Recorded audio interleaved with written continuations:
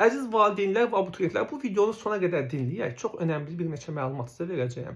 Belə məlumatlar paylaşılır ki, ballar qalxacaq, uşaqların çoxusu həvəsdən düşür. Təbii ki, Məlikə xanımın elədiyi də səhv addımdır ki, sən baxmısan ümumiyyətlə balların ortalamasını görmüsən, hansı ki ictimaiyyətə elan edilməyən, ortalama balın qalxdığını hiss edirsənsə 3-cü qrup üzrə çıxıb danışacağın şey bu olmalıdır ki, hörmətli abituriyentlər, ikinci cəhətdə balınızı artırmağa çalışın.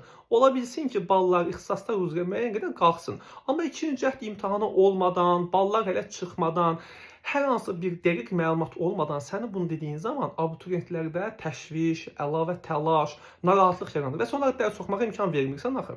Ona görə əziz abituriyentlər, burada balın artıb azalması ilə bağlı videolar, oraya yazım, ondan soruşum, belə şeylərdən vaxt itirməyin. Bax, əsas sual budur. Sən balını artırmaq üçün bu gün nə edirsən? Sabah üçün nə edəcəksən? Ümumiyyətlə bir planın varmı? Bax, ən önəmli sual budur. Bu sualı özünə ver, dostlarına da bu videonu göndər, boş-boş vaxt itirməyək. Dəyərlisiz.